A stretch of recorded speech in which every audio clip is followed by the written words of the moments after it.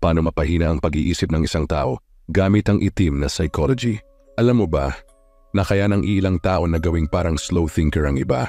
Gamit lamang ang pananalita, ito ang tinatawag na cognitive overload, isang itim na psychology trick na ginagamit upang lituhin ang isang tao hanggang mawalan ka na ng sariling desisyon. Unang teknik, tatanungin kanila ng sunod-sunod na tanong habang nag-iisip ka ng isasagot sa isa. May kasunod na agad ang resulta, maguguluhan ka at aasa ka na lamang sa opinyon nila. Ikalawa, information bombing. Bibigyan ka ng sobrang daming datos, stats o kwento.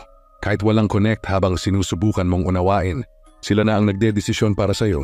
Ikatatlo, guilt tripping. Sasabihan kanila ng, akala ko matalino ka. Isa yung psychological weapon upang ma-pressure kang sumunod kahit hindi mo naman gusto. Ito ang masakit na katotohanan. Kapag wala kang alam sa mind games, madali kang mapapasunod sa gusto nila at mas madaling pababain ang tingin mo sa sarili mo. Kaya kung gusto mong hindi maging tanga sa paningin ng iba, pag-aralan mo ang itim na psychology bago ito gamitin sa'yo.